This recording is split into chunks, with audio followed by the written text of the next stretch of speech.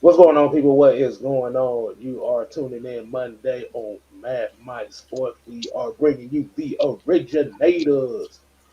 Ooh, yeah. I'm your man, Six Man K Styles. And to the stage left over there, chomping up the bits right now, all in the camera and shit. It is the Senator Palpatine, Mad Mike Sports in the building. I'm doing my done impression, y'all. That motherfucker always eating, so I decided I will be him today. But are you eating a steak though? I don't eat steak because steak is close to the ass. Ain't nothing wrong with that. See what I'm talking about? See what I'm talking about? See what I'm talking about? Well, Nah, that's the We grown in here. and speaking of close to the ass, we have the Summer Hill Nightmare. The Don chewing on some steak back there. What's going It's on, showtime, folks. It's showtime. baby? And at the very bottom, we have the super villain himself, the therapist, ATL. Well, you never know where I'll be.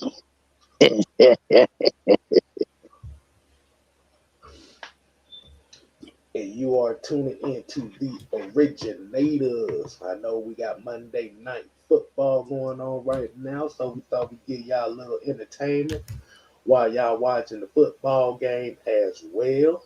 So, Mike, what are those words that we like to kick this show off with? What are those three special words? The real.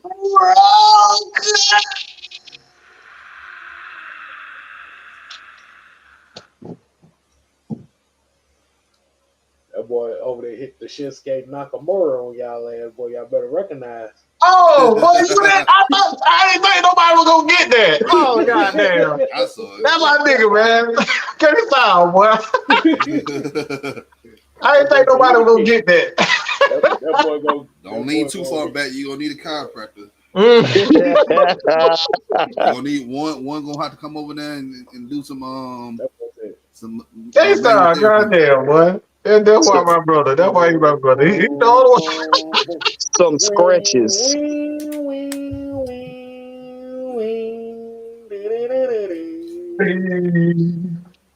All right, so you know what that means. Let's go ahead and hit off with the cooler talk.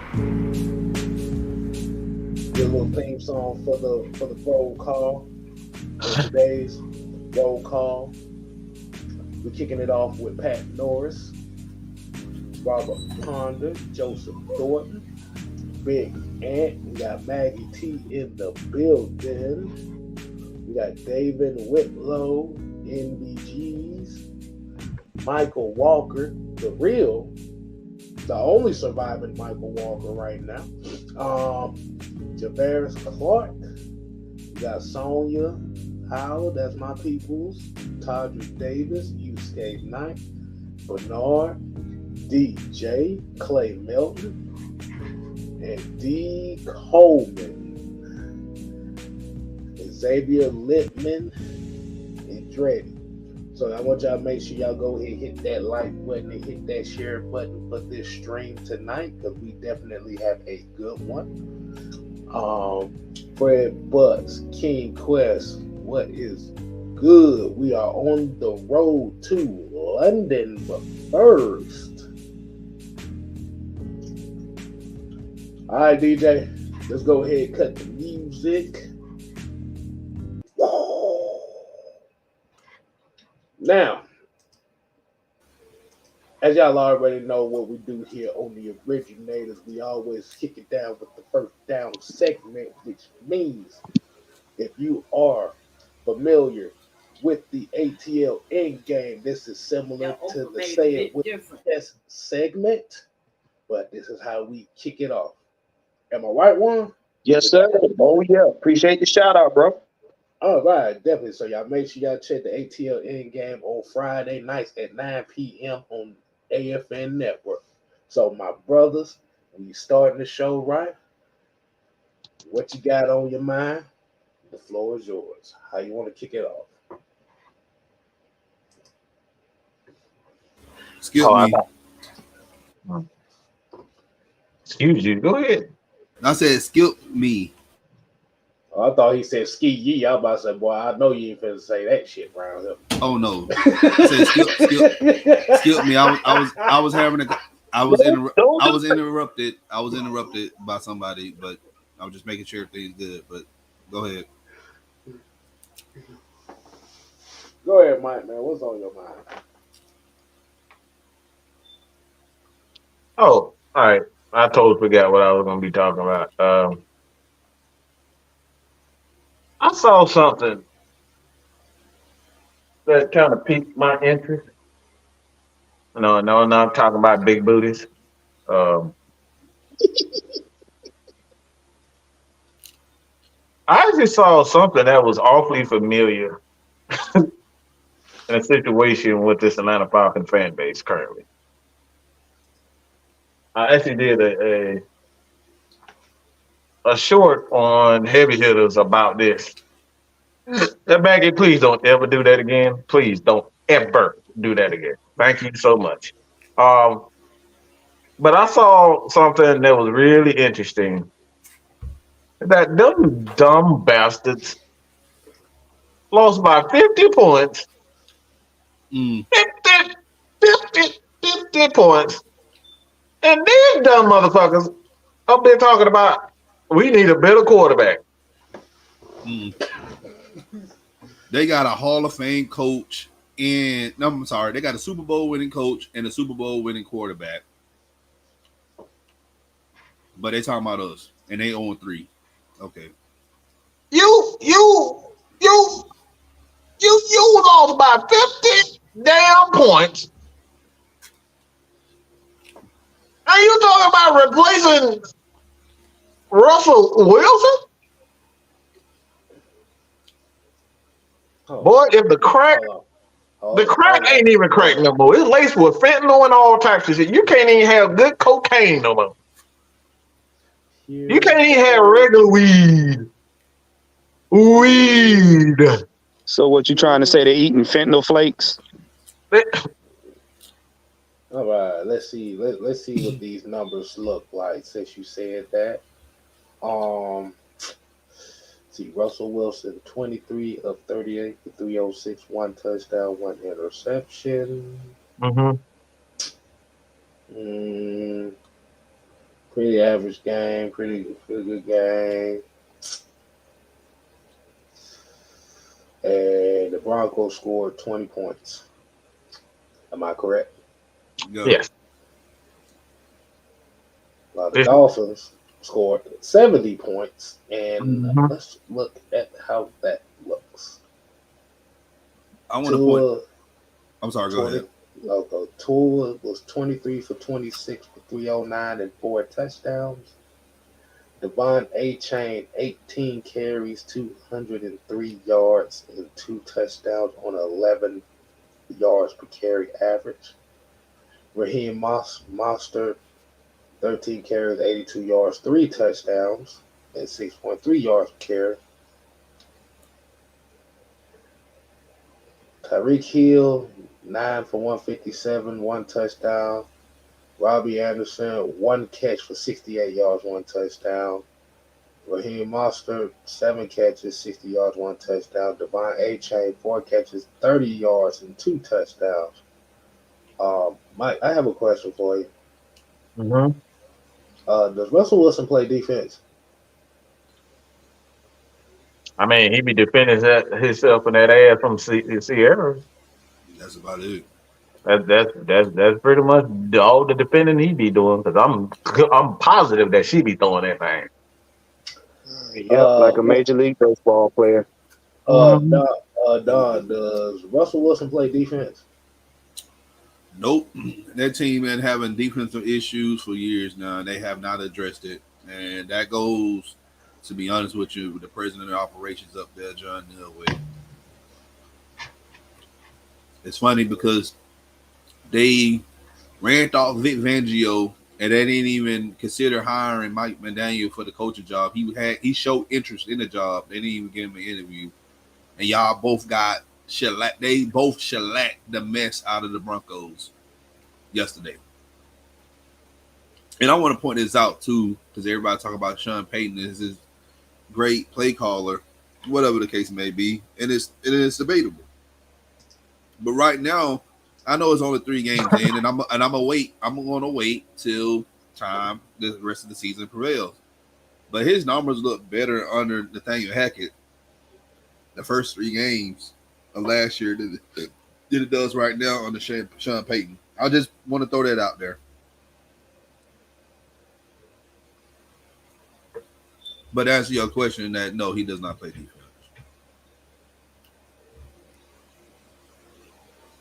So, my question to the whole panel tonight is, will a quarterback change replace that?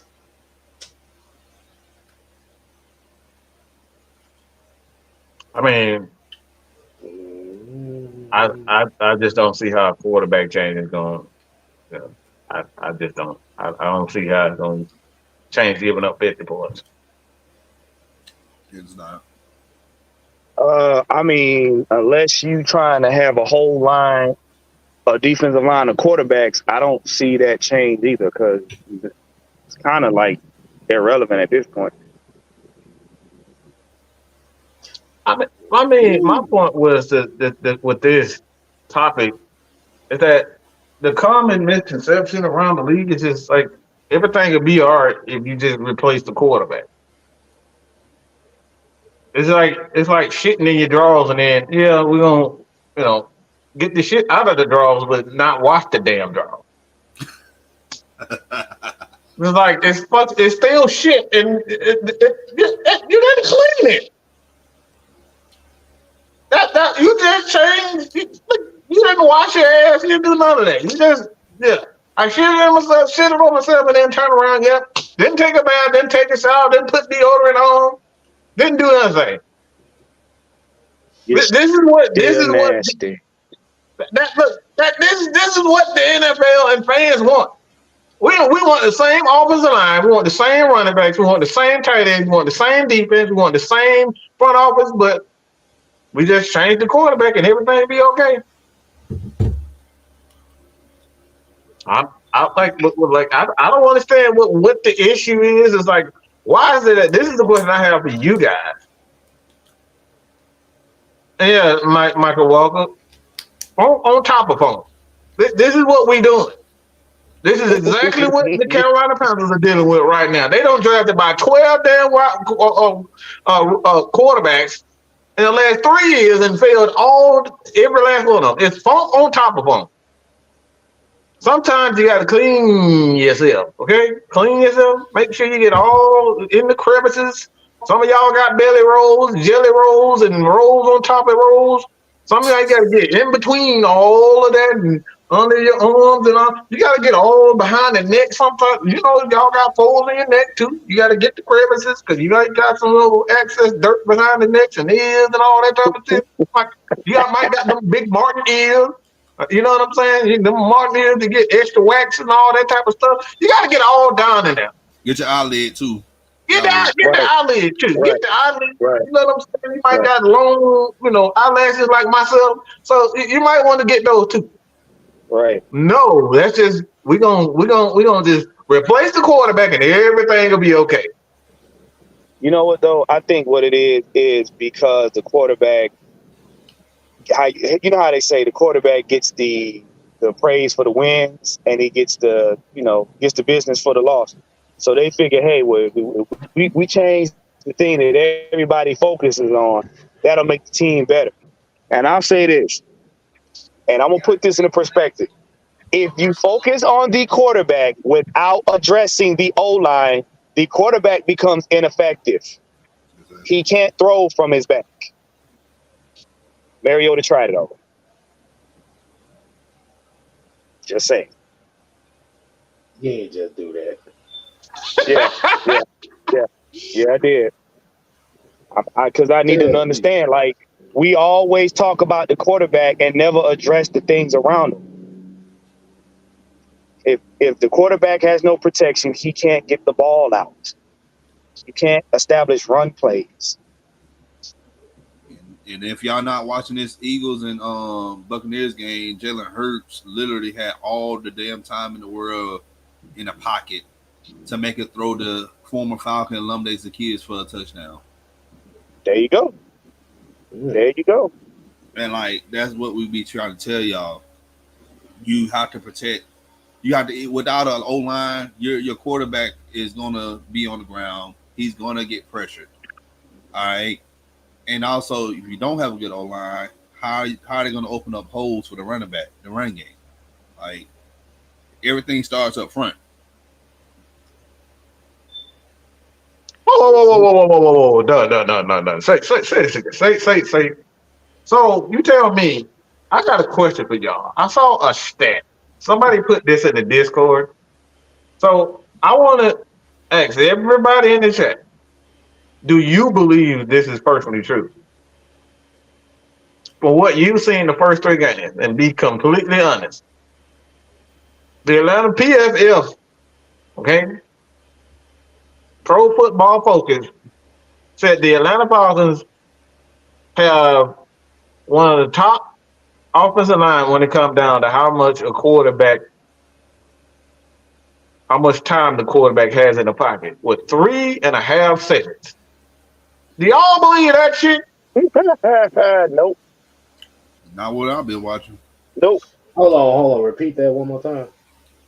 PFF said that the Atlanta Falcons, when they drop back the pass, they have over 3 seconds in the pocket to get rid of the ball. From last year? Last year. Okay. So you mean... Hold on, wait a minute. Because from what I've saw is so far this year, the Falcons have had an average of 1.3 seconds in the pocket. Mm-hmm. So somebody lying somewhere. I don't know who lied, but somebody lying. So wait. So you mean to tell me we're changing the stats to make Ritter look bad? That's what it sounds like. It sounds like you're adjusting the time in the pocket to say Ritter is not throwing properly. That's what it sounds like. But what do I know? We they're gonna come up with another stat. They're gonna say block participation. Shut the hell up, Don. Hey, am I lying? Tell me when I'm lying. You ain't lying. Hey, Don, what you talking about? Time of ball holding from the quarterback? Exactly. Holding of balls, really, that's the new stat. Or they're gonna start clocking how fast the ball is spiked height to the quarterback if they're in shotgun formation. With Dalton, he only height the ball was only going 70 miles an hour. He didn't throw it hard enough, or he didn't throw it fast. He threw it too fast, or something like that. Oh, so what you trying to say? Hike speed participation? Exactly. They're gonna come up with some crazy stat. I'm gonna come up with a stat too. I'm gonna come up with how many yellow M&Ms I'm gonna eat out of a big bag. What's the variable? Hey, we can make up stats. I'm gonna make up a stat too. God damn, boy, that sounds like it's gonna be the whole bag. What you mean yellow ones? That means we talking about you. Okay? We talking about you. You ain't gonna eat just the yellow ones. No, when you good enough. You know those big old party bags that you buy, and you just stick your whole hand and like you just count like how many color M&Ms you got. Sometimes you might have 6 blue. Sometimes you might have 4 yellow. Because I like eating the blue and the yellow. I like eating the blue and the yellow. They're giving us a breakdown on M&Ms. You know what? Hold on. Let's get this on there real quick, man. What? Oh boy. Let's move on. Bobby Boy's on 3 here said the Vikings are 0-3 despite having Kirk Cousins #1 in passing. I count Skittles done. I don't count M&Ms. I'm just my bad. Y'all ain't worth a damn, man. I'm not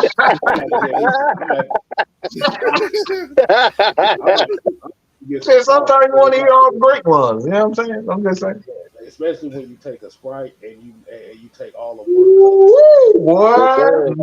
You gotta put the sour Skittles in the Sprite.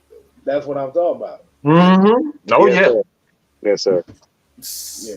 But All right, let's get back on topic. No more food talk, okay? Bobby Boy here said the Vikings are 0-3 despite having Kirk Cousins #1 in passing, Justin Jefferson 2 in receiving, Daniel Hunter first in sacks. Well, I actually got something. I actually posted this on Twitter, so if you guys please go, I have a lot of takes on Twitter. All right, a lot of thoughts about doing the game. I do like live tweets. Sometimes there's a lot of curse words especially for me. I don't want to record our chat conversations because I will be fine. I can promise you that. I think we all be fine, not just me. We'll all be fine. But I actually, Arthur Smith said something that was really interesting, and I thought this was the true essence of what this offense is about. Um, he didn't say necessarily that. What he stated was in that clip was the Falcons' offense is essentially, and I'm paraphrasing, is essentially about getting the run going first because his concepts are based off the run. So everything he does as far as pass protection is predicated on a run action. So if the Falcons aren't running the ball, no team is going to buy it. Why? Because the Falcons don't pass. They don't run the same type of passing concepts. They run passing concepts out of run formations. So if the Falcons come out passing the ball, well, teams know for sure that chances are they're not going to buy. They're not going the ball deep. They're going to throw the ball underneath. So this is why you're seeing the Atlanta Falcons offense sputter because the running game isn't, the focus of the offense. But I know a lot of people are saying to themselves, like, why don't you just throw the ball a little bit more? Well, the thing with that is what K Styles alluded to. Well, you got Kirk Cousins throwing for 360, 400 yards a game, but they have no running game whatsoever. So this is why you need balance in the league. You can throw the ball for 360 yards, but if you got 40 rushing yards, are those passing yards really good? And this is how you wear out a lot of offensive linemen because you're throwing the ball. You actually a 350-pound guy to run backwards. That right there is an atrocity in itself. I don't want Big Bubba running backwards. I want Big Bubba running forwards so he can run through a damn door and run through somebody. I don't want Big Bubba going backwards. I tell people this all the time. You try to go on the field and do some kickbacks, kick it back several times, and see how worn out you're gonna be. Mm-hmm. Why do you think them offensive linemen wear them knee braces? Mm-hmm. That shit. Like 330 pounds kicking back 40, 50 times a game. Yeah, that. I don't want them problems. So, Mike, my question to you is based off of what Arthur Smith said on that. Why do you think that he's going out of the way to establish the pass first before he's establishing the run? I actually thought about this. And my original thought, just like everybody else, was really, all right, he's trying to prove something to the media. He's trying to prove something to the fans. I don't think that anymore, just based on the conversation that he had. I think what he's doing is really pushing Desmond Ritter. And a lot of people are trying to say, all right, like, why is he throwing the ball deep? I think the thing is, he's pushing Desmond Ritter to see how far he can go, what he's capable of, and based off where he is right now, the Falcons are 2-0. Like if they're 0-2, there's no reason for them to, to be pushing him like that. But you're 2-0, you can take a little bit more chances with Desmond and its offense versus when you're 0-2. Experimental. You know what I'm saying? You can be a little bit more experimental, throw some different concepts, see if you can get the passing game going, see how far your quarterback has come, and then based on how he reacts to those plays that you put out there, all right, you know what he can and cannot do. And he used, if you go back and look at that press conference, this is what I always say, go back and look at the press conference. They give a lot of information on these press conferences. But I think what he's doing, he pushed Desmond Ritter. He did not, and then offense, not just him. This is why I had that live earlier. Kyle Pitts, he quit. He quit on a lot of routes, whether that's him still having confidence in his leg, because I think he is healthy. The Falcons wouldn't, no doctor would put, especially in these times of the time in the NFL and sports, no doctor would clear a guy to play if he was hurt. I just don't think you got way too much riding on Kyle Pitts to just to be throwing him out there when he's not healthy. So I believe he is healthy, but Kyle Pitts is really struggling with his more so his confidence in his knee. It just doesn't. Once you have that surgery on your knee, it never feels the same again. Believe me, okay? Your body never feels the same again.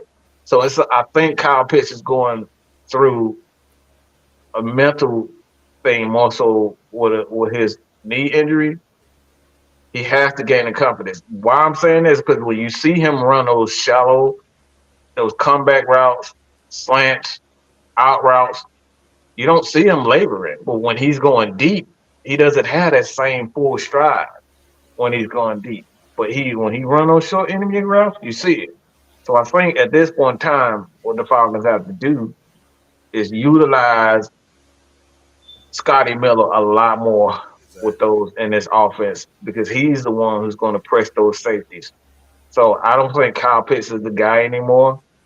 And this is why you're seeing Drake London not being used the way he's been used, because they know that Kyle Pitts is still kind of coming back from that injury. So they're using Drake London as the guy to kind of push those safeties and Mac Hollins, and that's not what they're good at. So this is why you need guys like Scotty Miller. I know a lot of people is like, yeah, we shouldn't. I don't know why we brought him. He can't catch. Well, you utilize his speed because it's schematic. Yeah. They've been also using Yonu Smith too, and he's been successful for it, but it's not like he's not that fast. Mm-hmm. Scotty, that's why I said like I would like to see more of Scotty Miller. We had Kadera Hodge out there, and they tried it with him, and I'm like, Kadera Hodge is not that type of like. He's not a fast receiver. He's a possession receiver. Okay. All right, Juan, what you got on that, man? Juan over there rubbing on booty. Nah, man, I just got in the house, man. Go over it again because I couldn't hear that on mic went out. Y'all forgive. Oh no, you good. So you need to repeat the question for me right quick. Yeah. Okay, so I asked Mike, the question was, he said that Arthur Smith says a lot of his play passing concepts are based off the run. So I wanted to get your opinion and let the people know. So if it's predicated on the run, why do you think that they're trying to establish the pass? I'm so sorry. I gotta be rude with this because I thought about this. You guys remember when Kyle Shanahan and Matt Ryan did that interview, right? Yeah. And he said a lot of his concepts are based off one particular prototype as far as the scheme is concerned. For example, a lot of crossing routes, and then you got crossing routes off of crossing routes. You got routes based off what defenses do.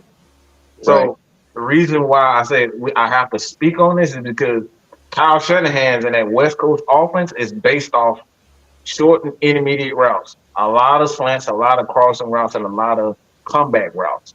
So everything is based off of a particular concept. So based on what the defense does, or we do well, we can call plays based on what's working. So if nothing is working, we have nothing to work with. You're in experimental mode. So that's what you kind of saw with the Atlanta Falcons offense. Nothing was working. So he was just going down deep into his play bag to say, all right, let me see if I can throw this in there. Let me see if I can, spread the defense out. You're in experimental mode. So nothing was working. So this is why I said, when you look at play calling and schemes, every play caller has a particular prototype and a scheme that they stick with. So they run those concepts over and over again. So if a corner ends up crashing down or he plays a little bit off, he would adjust based on what that corner is doing. So again, if nothing is working, you got nothing to go off of. You're in experimental mode. So that's why you see a lot of plays that don't make sense in real time. Like, why the hell would you call a reverse in that? Because you're experimenting to see if you can get someone to bite on something. But if a team is just in a bag, it's nothing to go off. So you're going deep into your playbook just to say, all right, I haven't used this in a while. I haven't used that in a while. This is what we saw with the Atlanta Falcons. Nothing was working, and Arthur was just in a experimental mode. But the thing I was going to say about that is, Arthur goes from a standpoint of what we talk about a lot. When you start off with the run, you start off and you kind of like show the team your identity. Number two, what you're doing is you're putting the defense on their heels. Because now when you start off with the run, you can wear down the defense. And y'all think about it like this, and we say wear down the defense, but you got to think of how intricate that is. You could send Drake London and Kyle Pitts on decoy routes because you want to get your corners and your safeties off the line of scrimmage, okay? Then you can open up something to where you can start, the run game, because now you hitting those linebackers, all right? The thing is, you wear that defense down, you wear it down to where you get into those short to intermediate passes and routes that Mike was talking about.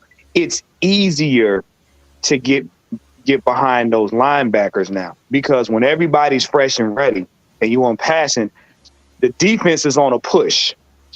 So like he said, your offensive line is on the back of the heels. When you're running the ball, your offensive line can be aggressive. So now you can impose your will on the defense. It makes it easier on the quarterback now to throw the ball, because like you said, they don't know where you're coming from. So, yeah, I get why he says he starts it off that way, because remember, Arthur Smith did say that. He said, look, I can have one look could be 4 different formations. Mm-hmm. And that's the same thing Kyle Shanahan. He does. That's why I brought up Kyle Shanahan, because Kyle Shanahan runs the exact same. It's a West Coast offense, and this is why we always say West Coast offenses have the exact same concept. But like the play, I highlighted the one with Clay is because when you look at that play, it's like I was surprised there wasn't a lot of the lack of screens, because everybody is up at the line. We weren't running the ball well. So everybody's gonna come up. And that play with Kyle Pitts over the middle, it was because that was early in the game when we got that. As the game went on, they gained more confidence, so there was no need for them to even respect our short passing game or the running game, because we weren't doing anything. And this is why I say you got to think of play calling is in concepts. Concepts change based on how a safety is playing, how a corner is playing, if he's playing a little bit backwards, if he's playing forward, like if he's playing up at towards the line, is the linebacker a little bit too slow? Is he biting on double moves like Diggs? Like, these are the things that you take into consideration, because if a corner is biting on everything, well, you can call a double move and get that safety to go this way, and then he end up getting behind. It's, like I said, play calling is a lot more difficult than what people know, because you got to watch every player on. And this is why you see a lot of those defensive coordinators, offense coordinators sitting up in the press box, because they can see if a guy is biting or not. Go ahead, Don. Yeah, that's what I was saying. But what I was saying earlier when you was talking, like, it's right now experimental of what Desmond Ritter is capable of doing, and that's what Arthur Smith is doing. And yeah, it's easy to do that when you have the lead in the division right now. And if this game is going how it is right now, with the Eagles leading and they continue to pull away from the Buccaneers, then you know we'll be fine. It'll be 3-2-1 teams, and the Panthers looking up at everybody else. But with the run concept, I'm always in favor of running the ball. All right, run the ball, and yes, you tire that defense out because not only the offensive line, they're moving forward. They're tiring the opposing D line out. But guess what? Some of those offensive linemen, they getting up in the second level and they getting they hitting those linebackers too.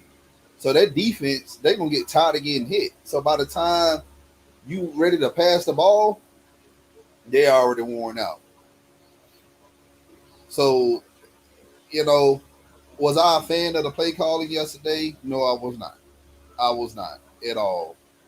Um, I think moving forward, I think going into playing Jacksonville this Sunday in London, I really think we're going to probably go more towards actually running the ball and establishing that run because we only had how many yards on the ground yesterday?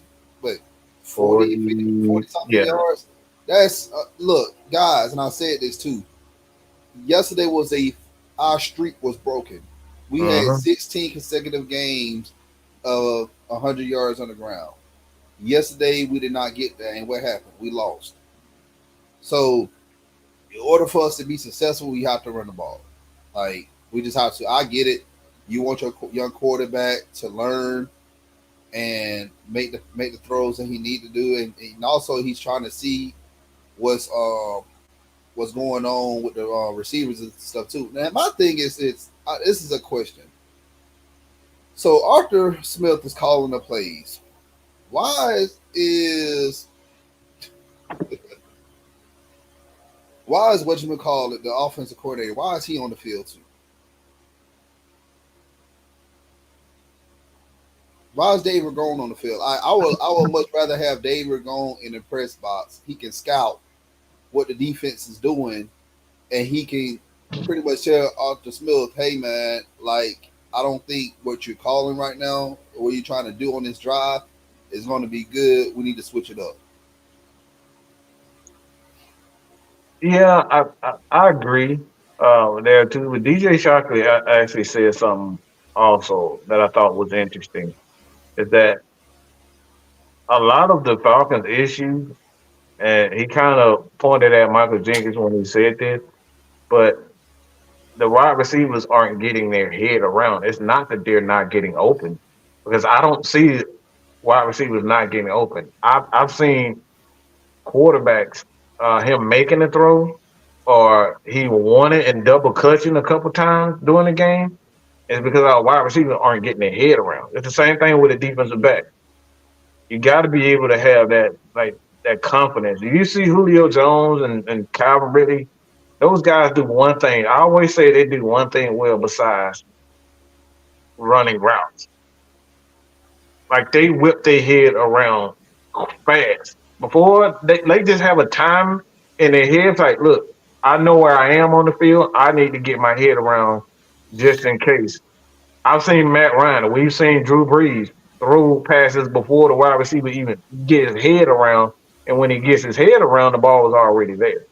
So I think one is chemistry with those wide receivers. But I think the bigger issue with this Atlanta Falcons offense, in particular the wide receivers, I don't think they're anticipating the pass.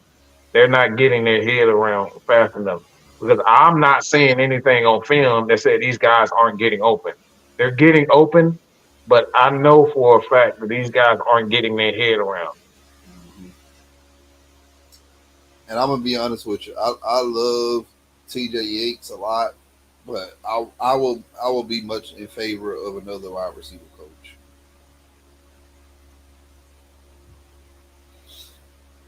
Because those are the small things that you teach your receivers. You know, they need to be looking for the ball, like head on the swivel, and like we seen it yesterday, and we've been seeing it all the past few games too, even in preseason. Like they're not having their head on the swivel looking for the ball. And going back to Kyle Pitts, yeah, it's his confidence. Once he builds that confidence back up, he's gonna be that beast that we need him to be. Like having that knee surgery, man, people don't understand. It changes you. I don't know. A lot of people remember Carson Palmer. That man was playing lights out for the Bengals in 04 and 05. And he got in that playoff. I don't know if y'all remember that wild card game against Pittsburgh. He got hurt. And since then, ever since after that play, he wasn't the same. Well, it's like I said, though, if you look at the game Sunday, Pitts is good on them short intermediate routes because burst speed, it don't take that much toll on him. But if you notice, if he has to do any like drag routes or dig routes or whatever, he has to go out a long way. He's worried about his knee. And like I was telling Mike and them earlier, if you watch Pitts will give you a good takeoff, and then after that, he's like, yeah, let me chill out. You know what I'm saying? So a lot of times it doesn't look like he's committing to the route, but actually he mentally checks out on his knee. So, you know, for me, until Pitts gets that confidence back, I would say, you know what I'm saying, have him do the short routes. But hey, have somebody like Donald Smith or, you know, Mac Hollins go out on the long routes. Because, number one, they're veterans.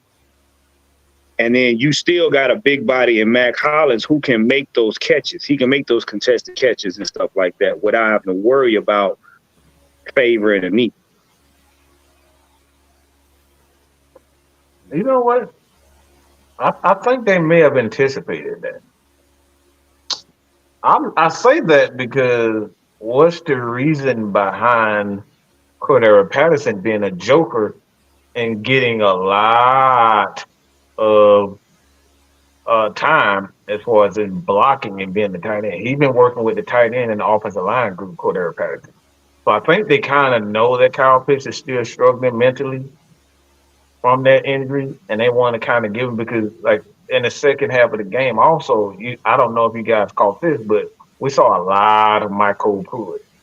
And we know he's a receiving tight end, blocking tight end. He's a receiving tight end. So I think the Falcons know that Kyle Pitts is struggling with that injury. And I know I think they believe that he is healthy. They're not saying anything. Maybe it's tendonitis. Maybe it's just sore. Like I said, maybe it's just confidence. But I think the issue is just like until he's confident, just keep him around. Keep him around. And another thing on that play too with Brian Branch, like he barely got up off the ground. Yeah. So is it really his? Yeah. Is it his knee? It may be the issue. Also, I don't know if y'all noticed a few plays yesterday, but that joker position was utilized by Bijan. Yeah, I saw that. Because you had Tyler Algier on the field too, but yeah, Bijan he was in that joker position, and he was clipping. Not clipping, but he was chipping the edges for them also coming. Mm-hmm. Yeah, we needed that because Hutchinson was trying to get in the backfield. He got in there one time, but you know, you only could do so much with a player like that. I think what Mike said too. What I noticed is once Arthur had us in experimental mode, everybody's mindset, it was like we was all over the place. You know what I'm saying? And I know a lot of that's irritated us because we was like, yo, why ain't nobody focusing? Why they ain't making catches? This, that, and the other. Once you get an offense, once their rhythm is thrown off, a lot of times they just bounce around until they get it back together. But unfortunately, because, Detroit had already had that momentum, getting it back together was a task.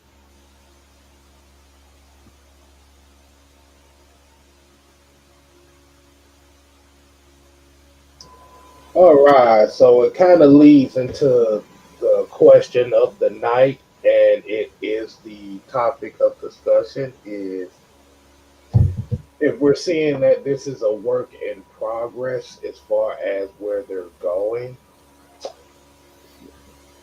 why do you think there is such a uptick, war, or sense of doom and gloom and panic as far as the Falcon fan base is concerned? They always panic, man. I'm just gonna be honest with you. We lose anytime we lose. We need to get a new quarterback. We need to tank and get somebody in the draft. We need to fire the coach. We need to fire the GM. We need to compare. We need to compare the team with other teams that are doing good. And I'm like, look, almost all the good teams lost yesterday. Some Like fucking goof there's even only did. there's only a few teams that are 3-0 right now.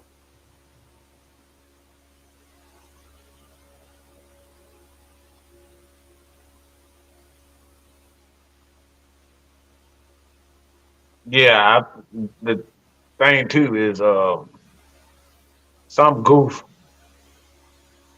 actually said that we need to trade Kyle Pitts for Chase Young. And I think you kind of know who that goof is. Like this is stuff that they be talking about. Like Who said that?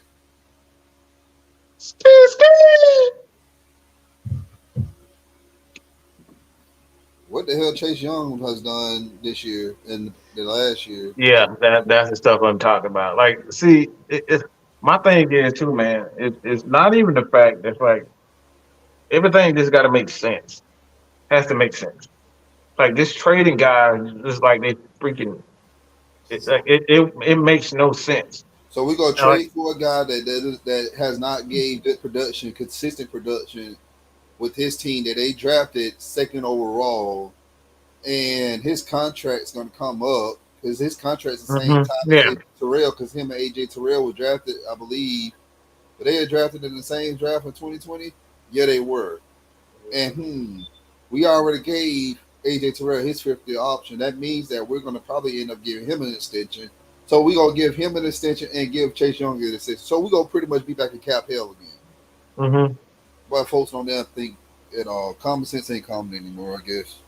No, it really is, and that's the issue that I have when it comes down to just like I just like let's take a second to think. Nobody likes losing, but the thing is like why would we do that? So we already got a Chase Young on the team already. His name is Zach Harrison. And people don't even realize he's like they're slowly bringing these guys along. Like the thing is too, why a lot of people saying they're not seeing Phillips, they're not seeing a lot of our young guys, is because look, this is a grind. This is a grind. Chances are you're going to see a lot less of Calais Campbell towards the end of the season. He's an older guy. They're trying to get Grady off the freaking field, bro. They're trying to get Grady off the field. Have him get less snaps so he can be more effective. And you're not going to do that if these guys don't end up getting like getting the reps.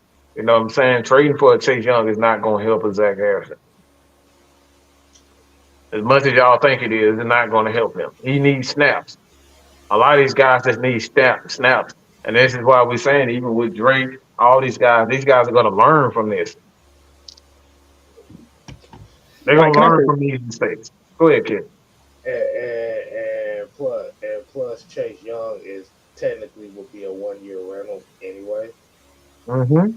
Because even if you do make that trade, it's going to be certainly based off of what he do on that year as well. Because the thing is, when you look at Kyle Pitts, you still got a couple years on that deal. Yeah. Especially in a tight end market where it's not necessarily as expensive as what a pass rusher be. No, Remember, it's gonna be a lopsided trade. Washington didn't give him his 5th-year option, so if you do make that trade, Yeah. It's gonna be a lopsided trade. You're gonna give, and they trying to revamp that offense because Eric Bieniemy is there. So if you trade Kyle Pitts for Chase Young, best believe we're gonna be giving up a first and second round pick along with Kyle Pitts. Here's the deal, man. They can try to make all these trades all they want, but I've said it more times than that. You're not going to get beyond the rookie side of the program. You're not going to get beyond that process. For years, we screamed about this team was not good at developing players. Now you got the organization that wants to develop players. If you keep trying to have a revolving door at positions because you're not happy with one game's performance, you're going to be forever behind the 8 ball. We're going to be 5, 10, 15 years down the road still trying to develop rookies. Y'all got to be patient with the process. This is game 3, game 8 for Ritter. And this is the first time that this group has played together. Period.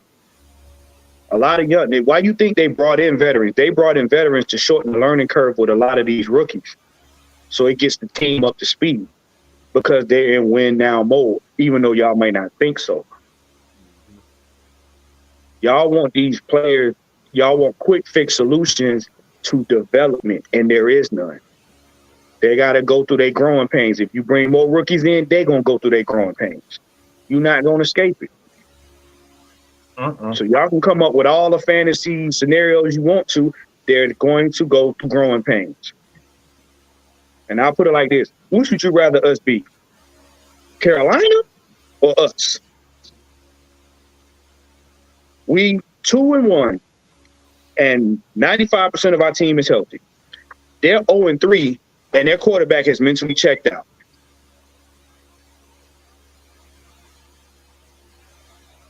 I got a question. You got to give time for players to develop. Like Ritter hasn't played a full season yet. Yeah, and they played half a season. What we talking about? He hasn't even played half a season. We already talking about whether or not a guy. Yeah, go back to that Patrick Mahomes, his first full year playing in 2018. It wasn't pretty. It was up and down. So you gotta get the guy something like. My thing is too. What do you want from Ritter? What do you want to see from Ritter? I know. Because nobody's been clear about. You just say, "Oh, he's not accurate." Like, okay, so I know. Can I answer this, please? They want him to be number 2. Because look, remember yesterday, I seen a lot of people post, "Oh man, we sorry, Matt Ryan. We sorry, Matt Ryan." No, it's too late to be apologizing to Matt Ryan. Vic and Matt Ryan is not going to be walking through that tunnel in the Falcons uniform ever again. We have Desmond Ritter as our quarterback. He's young. He's going to go through a struggle here and there. But I have good faith that he will get it together. Everything will come together. But it also doesn't help him out when when the play calling is just not right for the game. And if we go back to the show on Wednesday when we had King on, I alluded and I said like Detroit is going to probably be the most physical team that we're going to play all year long. Mm-hmm. And that's what we saw yesterday. Well, let me answer this question. Hold on. You have to run the ball. Let me answer this question real quick. Look. This is the shit. This is the stuff we talking about. I'm gonna answer this as truthfully as I can. I don't fucking care. It's not about whether you believe a guy is. Look, I believe El Nino is the greatest. Have I ever seen El Nino? Hell no. I love Bray Wyatt, but guess what? I ain't never met him before. I ain't never seen him in the ring himself. I love the Undertaker, but I ain't never seen the Undertaker in real life. Half of you motherfuckers ain't never met these guys in real life and seen them at training camp, but you're trying to tell me that, all right, do I believe in them? You got to interview these guys. It doesn't matter if I believe he is that guy. Arthur Smith and those guys are at camp with him every single day. So he has to have something. Nobody thought Matt Ryan was anything.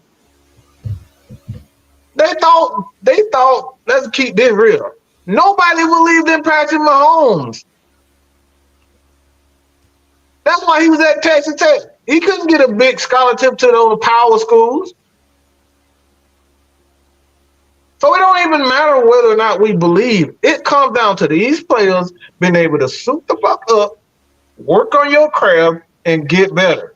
So it don't matter what Mike or Kev or this person said that he was going to be the greatest prospect of all time and he ended up being complete shit. Everybody said Harold Miner was the next Michael Jordan. Anybody know what the fuck he doing now? Like, well, no, it doesn't matter whether I believe it. Everybody said Michael Jordan couldn't shoot threes. Guess what? He got what he did with Portland. Motherfucker hit like 7 threes in a row. Everybody said Kobe Bryant wasn't going to be jack crap after his first year as a rookie. Second year. Guess what? He's been one of the greatest scorers of all time. Shaquille O'Neal is considered one of the greatest centers of all time, and the motherfucker is a career 50% free throw shooter. It don't matter. It's about players believing in themselves and working hard. If Desmond Ritter puts in the time, if Desmond Ritter goes outside and learn and talk to Peyton Manning and talk to Drew Brees and talk to Brad, anybody want to know why Shedeur Sanders is so good right now? Because he got 2 Hall of Famers that he's learning from, Tom Brady and his pops. That's why he's good. He doesn't have a mega arm. He's not incredibly fast, but he gets the knowledge. He wants to be good. So it don't matter whether or not I believe that Desmond is good. It don't matter if you believe in him. He got to believe in himself. Put in the fucking work. And nobody want to put in the damn work. I want to go get the biggest guy because everybody else in the damn draft say he's this and he's that. It don't fucking matter if you don't put in the work. Jamarcus Russell. But look, this is what he's talking about. Facts. No, it doesn't fucking matter if I believe he's that good. If he don't put in the damn work and if he doesn't put it comes as simple as that. If he is as good as he thinks or Arthur thinks, he will put in the work. If he doesn't put in the work, he won't be shit. Simple. This is why you gotta wait and see. Because if he wants it, if Desmond wants it, he will get back in the lab. If Bijan wants to be the best running back in the league, guess what? He gonna get in the lab. The end. It don't matter what I think.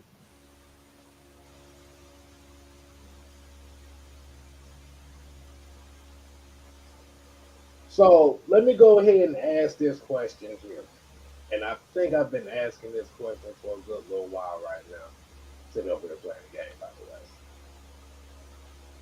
So speaking of Desmond Ritter, and I want to ask everybody here that's watching right here, like I said, y'all make sure y'all go ahead and hit that like button for this conversation. So Mike, Juan, Don, that sounds like a pimp. Mike, the done one. Mike, the done one. So, do you think that Desmond Ritter, does it seem like Desmond Ritter is the only quarterback under the age of 25 that gets a lot of flack from going through that rookie process? Absolutely. Yeah. Absolutely. I'm gonna give you one right now because we just heard not too long ago that Bryce Young was going to be the next. They anointed this man Christ, and he hadn't played one down and got crucified. Mm. And we was front and center on the first one. And last year, Ritter. Now, the thing that's funny about Ritter is, and we told you this, when Mariota fell on his face, y'all wanted Ritter. We said, look, if Arthur puts him in, he gonna do rookie things. This is in 22. He plays four in regular season games at the end. He's 2-2. What comes out of that? We ain't seen enough. We don't know if he's that guy. I'm not. You got to convince me. I ain't sold on him. And then now all of a sudden we 2-1. Y'all expecting this man to play like a Hall of Famer. So it's like either you don't see enough from him, or he's not giving you enough to make you trust him. It's like the man's got to go through a process. This is his rookie season because he has yet to play all 17 games. And if you look at the other quarterbacks, you don't hear them get no flag. You hear Justin Fields getting flagged now because he's showing you who he is.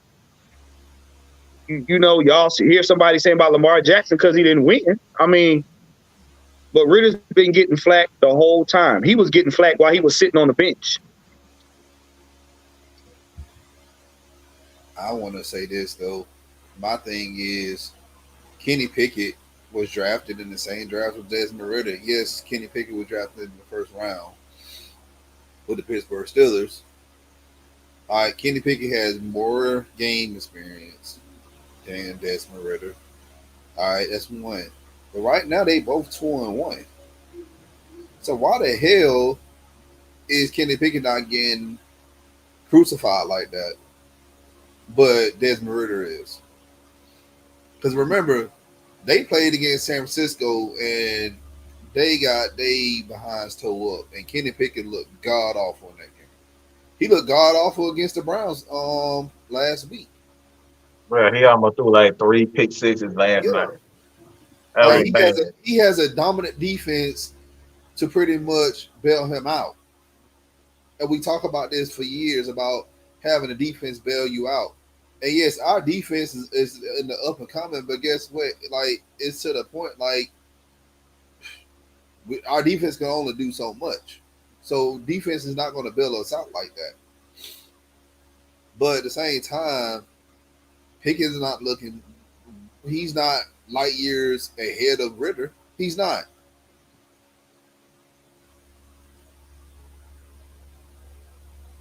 And right now, the Bucs look so bad. They only got 3 points on the board. Yeah. They can't do anything. Yeah, and that's another thing. It's 20-3 right now. 20-3.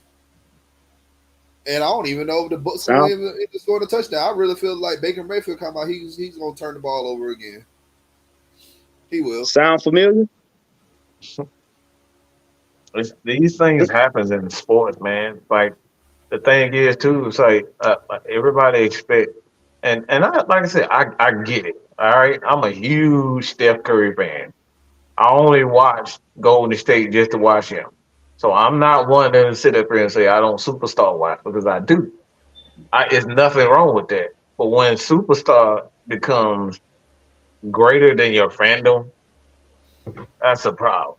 Like, my fandom is, my allegiance is to the Bulldogs, to the Duke Blue Devils, to the Atlanta Falcons, the Atlanta Braves. Like, they're where my fandom lies. It's not following Steph Curry wherever he goes. I just like watching Steph Curry play. So it's nothing wrong with that. But like I said, when your superstardom take precedence over your fandom, nah. I can't dig that. You know what I'm saying? So, like I said, at the end of the day, man, what we're preaching, relax. You're going to see ass performance. We saw the whole Patriots team go undefeated the entire season just to lose in the Super Bowl. Let me say it again. They went undefeated just to lose in the Super Bowl. That's the biggest. I tell people that's the biggest choke job of all time. Nobody even says it. How the fuck you go undefeated, kick everybody ass, and then lose to a team that wasn't that great to begin with? But that ain't the biggest choke job of all time. But the 28-3 is crap.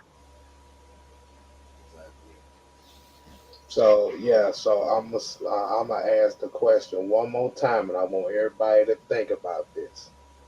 And like I said, I want some yeses and no in this chat before we leave. Is Desmond Ritter the only quarterback that you've heard in the media and the fan base that is shamed for going through the rookie process? And what I mean by that is the process that Juan always says it. You cannot skip it, which means there's going to be mistakes. There's going to be learning curves that goes through this position. Now, we've seen it with a lot of the other quarterbacks in this league that have gone through that and didn't get as much of the scrutiny behind it. Let me ask you a question. And I saw the question actually in the chat here a little bit.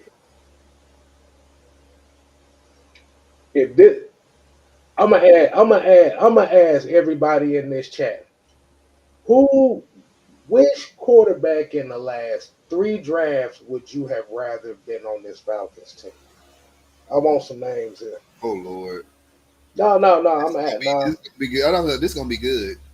Yeah. And I want everybody to give their full, honest opinion on this.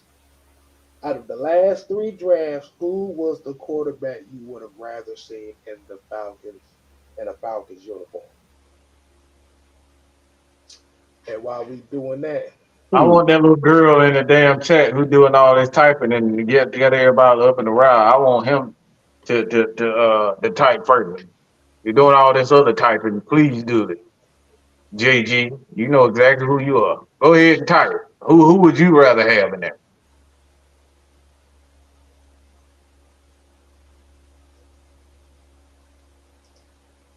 Yeah, come on. hold on, we're gonna put some weight music on. It's kind of in the read. Everybody got all the answers. But here's the problem. You shouldn't have no problem with this. You got no problem. Everybody's stupid, but you should have no problem saying exactly who you would rather have at quarterback. And you know what the funny thing is? Ain't nobody really giving an answer. Ain't nobody. Come on, man. Come on. Don't get quiet now, y'all. I mean, Desmond Ritter ain't the guy. Steven, thank you for being the first one now. Trevor, no. Thanks.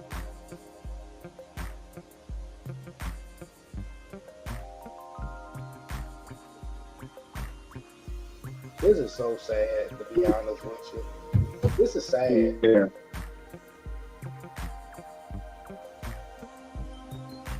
We gonna name 3 motherfuckers from this draft. Get the fuck out of here with that bullshit. He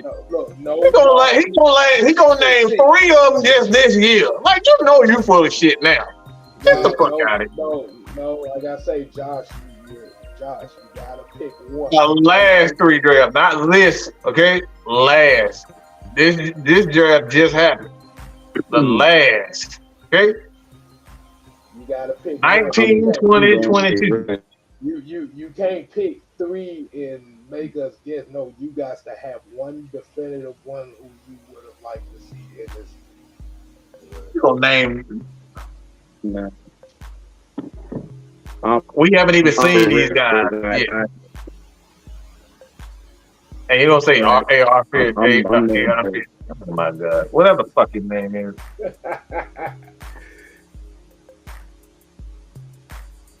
No damn well talking about getting Trevor Lawrence. Like, But here's the thing. Do you notice he said there was no good quarterbacks came out the last 3 drafts? You do realize the 2021 draft class was literally 3 years ago, right? The one that they said was the greatest quarterback class since 1983.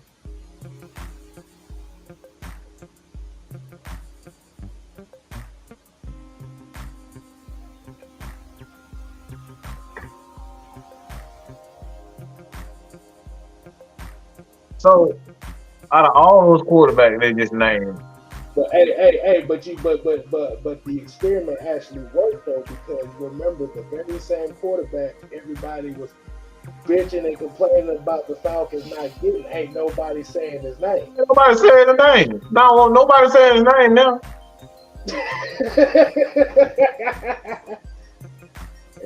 and Josh was the main one that was clamoring for that. Yeah. We got the receipt too. See, hold on. I'm glad somebody called it out. Y'all wanted Trey Lance, Bus. You wanted Bryce. He looked terrible. You wanted Malik. He wasn't good. You wanted Zach. He didn't get. Justin ain't looking good. So that's why I say Ritter, because man. Hey, like I said before, y'all did exactly what I wanted y'all to do. The very quarterback that 90% of this Falcons fans was mad that the Falcons didn't draft, they didn't say it. But K-Styles got a question for you. Josh was too scared to say it because I remember that he literally was on the Justin Fields bandwagon before the season started. You see, he's scared to say it. But go ahead, Juan. Now, who gave them the idea that these other quarterbacks were that much better than Ritter? Was it from the homework they did, or was it from the media that told them who was better than Ritter? Media. There you go. And I've said this before. 80% of this fan base, if the media don't tell you somebody is good, you're not going to do your homework to find out if they are. So you get your opinions from somebody telling you, hey, this person's good. Why don't you go check them out? And I give kudos to K-Styles, because even before the draft, K-Styles did homework on Ritter and let us know what kind of player he was. You motherfuckers literally just named all quarterbacks that's good. Bro, get the fuck out of here, man. It's like, bro, this is such a damn clown, bro. That is called selective hearing right there. Bro, he gonna name all of them. Don, that's called amnesia.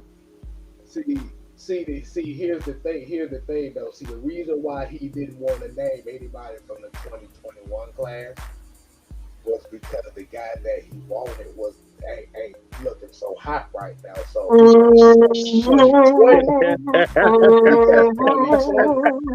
2020 was the easier class with Joe Burrow, Justin Herbert, Tua Tagovailoa, and all them. But when I asked him the quarterback that he wanted, you see how hesitant he was to say about Justin Fields. Oh, you can't say Justin Fields though. I thought it was 4 years. You said 4 years. Oh, no, y'all said 3 years. Man, you tripping all over your damn feet, bro. Like I said, he didn't want me to go 3 years because his favorite guy ain't doing so good. That's it, kid. That's okay. all it was. Oh, it's the make me feel good syndrome. Right. So essentially, the reason why I asked that question is if those quarterbacks have rookie struggles or guys that's having struggles within the first year. Cam, he just gave it away. He fine.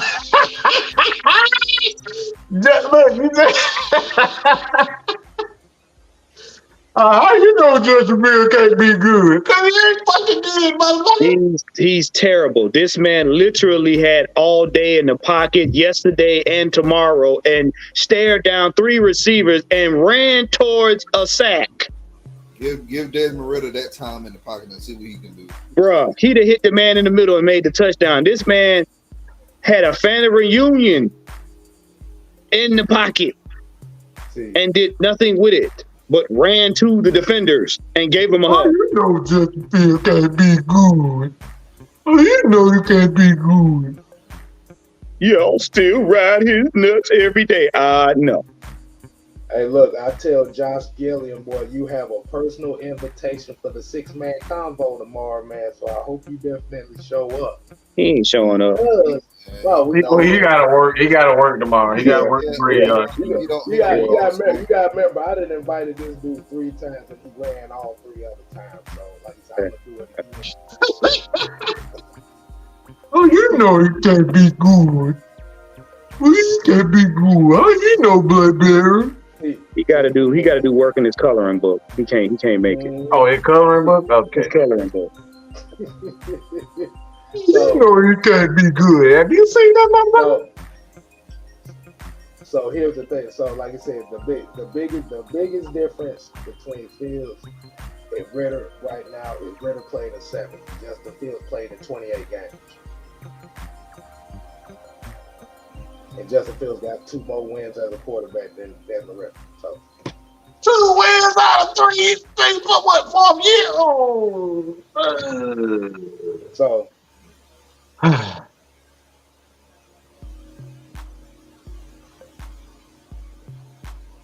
hey, look, Josh, I'm not even mad that you don't like Ritter. Actually, I love the fact you don't like Ritter. But the thing about it is I'm challenging you tomorrow to come on and speak with us on this situation. But so I want everybody in the chat to hashtag Josh Gilliam. But you know what, K-Star, you know what's so funny about that? And we've been seeing it more time than not. You got to convince me about Ritter. I don't like Ritter. Ritter ain't the bank. He don't care. He's a Villanova fan. Why don't you go be an Eagles fan? He don't care. Coming on here telling us that you don't like Ritter is not going to make the Falcons trade him. He's not going away. He's not going to stop playing to his top potential because y'all don't like him. He don't care. He even told you on the daggone press conference he don't care.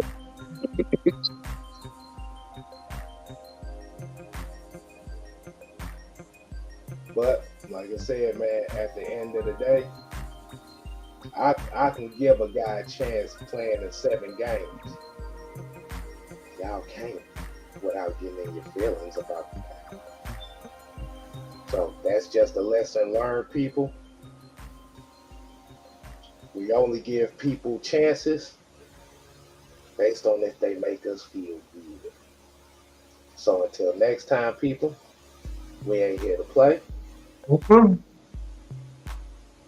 We here to stay. Oh yeah, dig it. Hey Josh, drop your Twitter or Instagram, whatever. So like I said, I will put the link in your inbox. So drop that Twitter handle.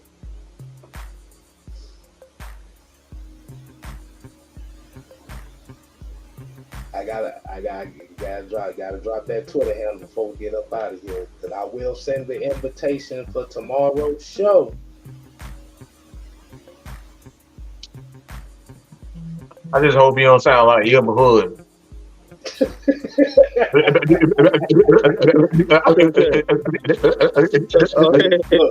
Look. Wait a minute, Mike. Why were you talking about me like Elmer Fudd? Come on, Michael. That's not fair to be picking on my vocabulary.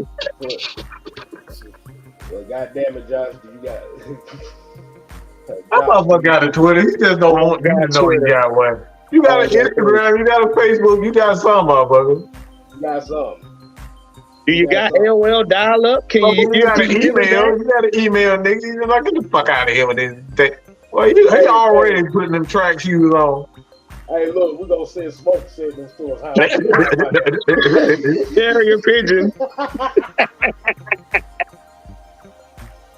We're gonna look. We're gonna have them signed by Chuck. We're gonna have carrier pigeons go by his house with the damn wings in.